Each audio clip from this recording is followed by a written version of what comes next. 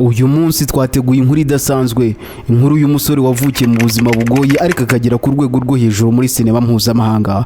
Ni inkuru y'ubutwari, imbaraga n'intsinzi idasanzwe. Hari igihe twumva amazina y'ibyamamare tukibwira ko byinjiye muri sinema byoroshye kandi ko byabonye amahirwe ako kanya. Ariko se waba uzi ko hari umwe mu bayigezeho bisha kuya bagaca inzira itoroshye kugira ngo bazamuke? Uyu munsi turakugezaho inkuru itangaje y'umusore waciye inzira itoroshye agakora ibidashoboka, agafata umwanya ukomeye muri filime yamamaye ku isi yose, Apocalypto. Uyu musore ni Rudy Youngblood. Hari igihe amahirwe aza utayiteguye, hari ubwo ubonwa nk'udasanzwe, ugahabwa inshingano zikomeye kandi ugasabwa gutanga byose kugira ngo uheshe izina ryawe icyubahiro. Ibyo nibyo byabaye kuri Rudy Youngblood, umusore utaruzwi muri sinema ariko wabaye ijisho n'umutima wa Apocalypto. Niki cyatumye ahabwa iyo nshingano? Niki cyihariye ku buzima bwe kandi niki cyatumye iyi filime iguma mu mitima ya benshi? Ngaho nimwegere twinjire muri iyi nkuru ishimishije iteye amatsiko kandi yuzuye amasomo y'ubuzima. Murakaza neza mu kiganiro cyacu cya none. Utamba Kwizera Janvier Gade nk'ibisanzwe uhaye ikaze kuri Kwizera Rwanda Official. Turatangiye. Rudy Youngblood ni umukinnyi wa filime, umuhanzi n'umubyinnyi w'umunyamerika ufite inkomoko mu bwoko bw'Abacomanche, Crew na Yankee. Uyu yavukiye Bayton muri leta ya Texas ku itariki ya 21 Nzeri 1942. Akiri muto yakuriye hamwe n'abashiki be babiri bato bitabwaho na nyina ubabyara. Mu gihe cy'amashuri ye, Rudy yagaragaje impano mu mikino ngororamubiri, cyane cyane mu mukino wo gusiganwa ku maguru. Nyuma yo kurangiza amashuri yisumbuye muri Bayton High School, yahisemo gukurikirana umwuga w'ubuhanzi, aho yakoze imirimo itandukanye y'amaboko irimo n'ubwubatsi. Mu rugendo rwe rw'ubuhanzi, Rudy Youngblood yakoze nk'umubyinnyi mu matsinda atandukanye y'imbyino gakondo z'Abanyamerika kavukire, harimo no gukorana na American Indian Dance Theatre. Ibi byamuhaye amahirwe yo gutembera igihugu asangiza abandi umuco w'abenegihugu kavukire. Mu mwaka wa 2005 yagaragaye muri filime Spirit The Seventh Fire nk'umurinzi w'intwari. Icyakora izina rye ryatangiye kumenyekana cyane mu mwaka wa 2006 ubwo yatoranywaga na Mel Gibson gukina uruhare rwa Jaguar Paw muri filime Apocalypto. Nubwo atari yarigeze gukina muri filime imbere y'iyi, yize ururimi rw'Abayukatek Maya kugira ngo abashe gukina neza muri iyo filime yose yavugaga muri urwo rurimi. Ubuhanga bwe muri uru ruhare bwatumye atsindira igihembo cy'umukinnyi mwiza muri First Americans in the Arts Awards ya 2015 yabaye mu mwaka wa 2007. Nyuma ya Apocalypto, Rudy yakomeje kugaragara mu zindi filimi nka Beat Down ya 2010, aho yakinnye nka Brandon Baker, Wind Walkers ya 2015 nka Matty Kingston, Crossing Point ya 2016 nka Mateo, Attrition ya 2018 nka Infidel na Hell on the Border ya 2019 nka Rufus Beck. Nubwo nta yindi filimi yigeze imuha izina rikomeye nk'iryo yabonye muri Apocalypto, yakomeje gukina muri sinema no mu buhanzi. Mu buzima bwe bwite, Rudy azwiho kugira umutima w'impuhwe, aho yagiye yitabira ibikorwa by'ubugiraneza no gufasha abatishoboye. Yagiye yitabira ibikorwa byo gukangurira abantu kumenya no kwirinda icyorezo cya sida, yitabira ingendo zo gushyigikira abarwayi ba sida, ndetse asura abana banduye agakoko gatera sida mu bitaro. Ibi bikorwa byose yabikoze ahanini kubera ko yabonye umuryango uhuye n'ingaruka z'iki cyorezo, bikamuhatira kugira uruhare mu gukangurira abandi kwirinda no kwita ku buzima bwabo. Nyamara rero, nubwo yahuye n'ibibazo bimwe na bimwe mu buzima bwe, harimo no gufungwa muri Mutarama 2005 ya Antene mu Bugereki kubera ikibazo cy'ibyangombwa by'inzira byarengeje igihe, Rudy Youngblood akomeje gukoresha impano ze mu buryo butandukanye, harimo gukina filime, kubyina no guteza imbere umuco w'abenegihugu kavukire. Uyu mugabo rero anagaragaza ko ari umuntu w'ubushake n'umurava mu byo akora byose, kandi akomeje kuba intangarugero mu muryango we no mu ruganda rw'ubuhanzi. Rudy Youngblood yinjiye muri sinema mu buryo budasanzwe, bitandukanye n'abandi bakinnyi benshi biga cyangwa bakamenyekana buhoro buhoro mu mwuga. Ubuzima bwe bwatangiriye mu mbyino gakondo z'abenegihugu kavukire. aho yagaragazaga impano itangaje mu mbyino no mu buhanzi. Naho rero mu mwaka wa 2005 Mel Gibson yari arimo gutegura filimi ye nshya Apocalypto ifite insanganyamatsiko y'ubwami bw'abamaya. Yashakaga umukinnyi mwiza uzakina nka Jaguar Pao, umusore uharanira kurokora umuryango we mu gihe cy'akaga. Mel Gibson n'abashinzwe gutoranya abakinnyi bifuzaga umuntu ufite igihagararo gikomeye, uburanga bwa kinyafurika kavukire ndetse n'ubushobozi bwo gukina nta bunararibonye bwinshi muri sinema. Rudy Youngblood wari uzwi nk'umubyinnyi gakondo, umunyabugeni n'umurwanyi wa kickboxing, yabonye itangazo rivuga ko hari abashakisha umukinnyi nyamukuru w'iyo filimi. Uyu yahise agira inyota yo kugerageza amahirwe mashya. Yahise ajya mu igerageza audition atari afite ubunararibonye muri sinema. Yari afite igihagararo gikwiye iyo filime, umusore w'icyizere ufite imbaraga kandi ugira ishyaka. Yari umunyembaraga kuko yari yaratoranyijwe mu mikino ngororamubiri nko mu mirwano nka kickboxing. Yari azi kubyina no gutwara umubiri we neza. Ibi byamufashije kwinjira mu mwanya wa Jaguar Pao, umusore ufite ingufu n'ubwenge bwo kurokoka. Yagaragaje ubuhanga mu gukina atari yarigeze abikora mbere, ndetse yemera kwiga ururimi rwa Yucatec Maya kugira ngo agirane isano n'icyo gihe cy'amateka filimi yerekanaga. Mel Gibson yanyuzwe n'ubushobozi bwa Rudy Youngblood, ahitamo kumuha umwanya nyamukuru muri Apocalypto, kandi Rudy yitwaye neza kurenza uko abantu benshi babitekerezaga. Nyuma y'iyo filime, Rudy Youngblood yakomeje gukina mu zindi filime, nubwo nta yindi filime yamuhaye izina rikomeye nka Apocalypto.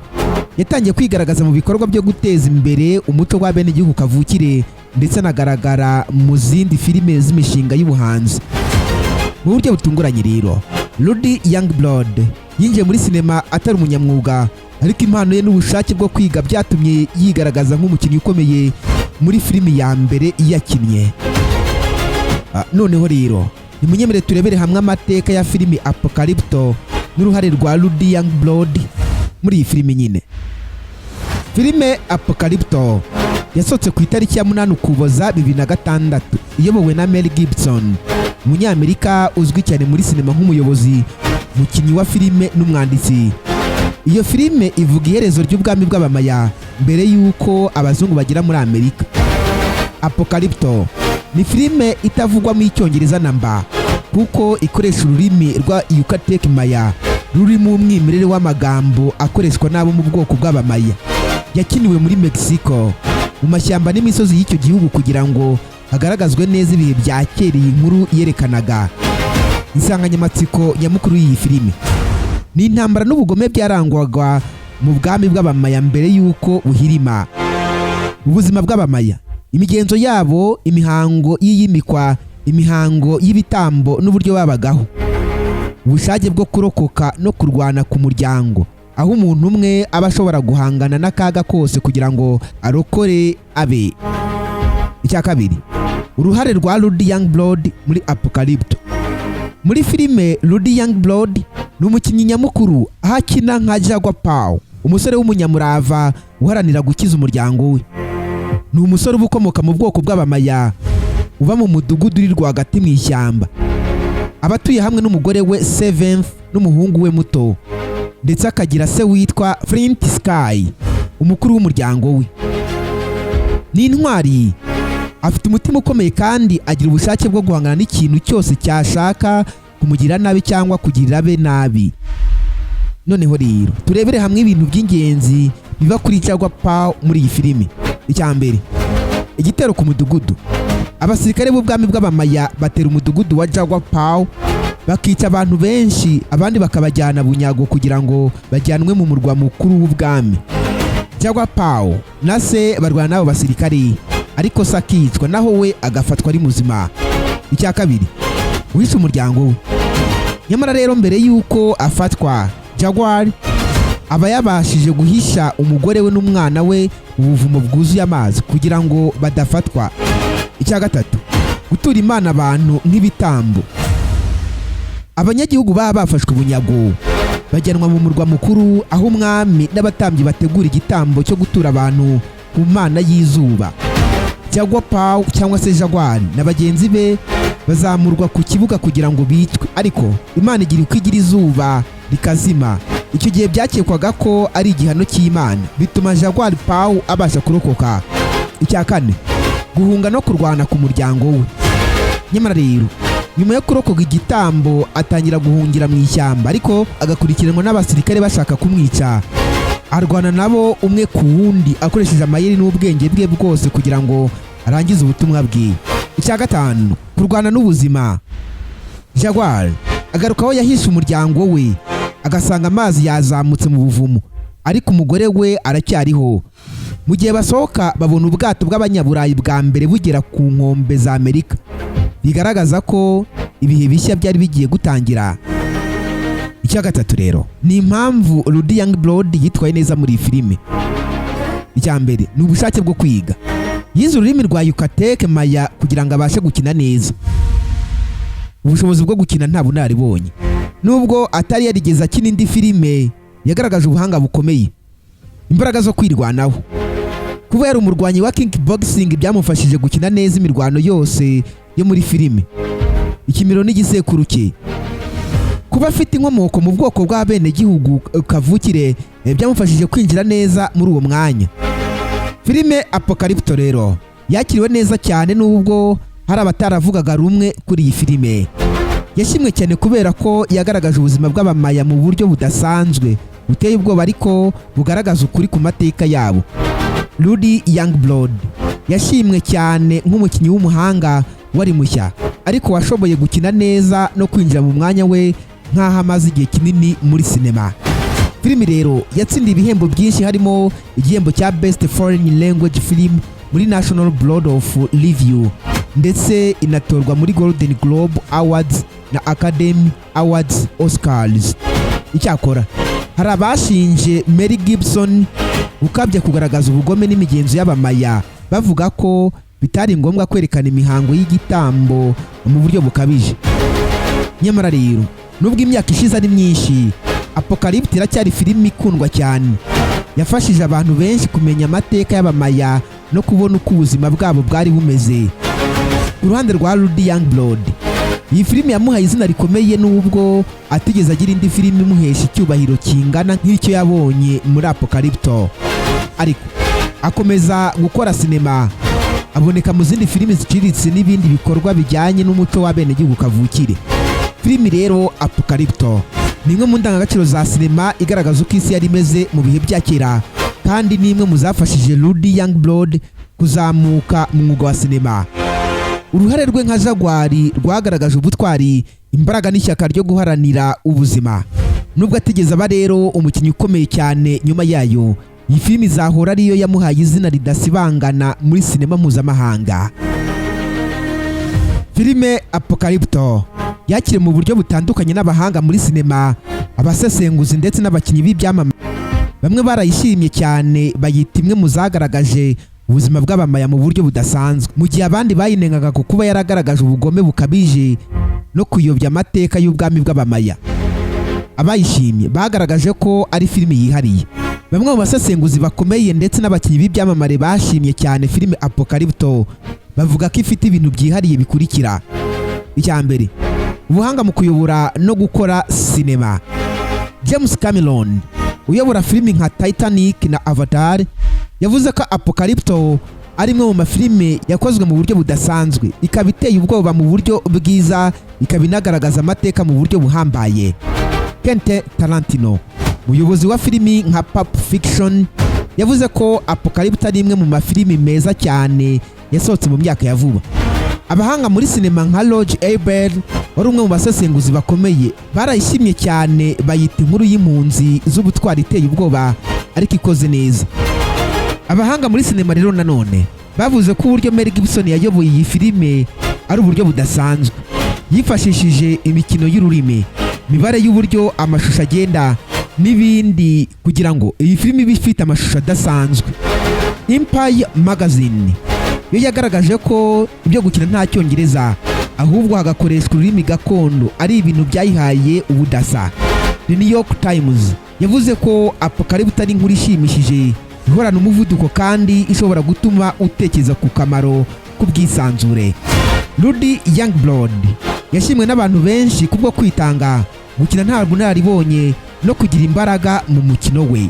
Abasesenguzi rero banavuze ko yagize uburyo bwihariye bwo kugaragaza intwari itavuga cyane ariko ikora byinshi nk'uko Leonardo DiCaprio yabigaragaje muri The Relevant.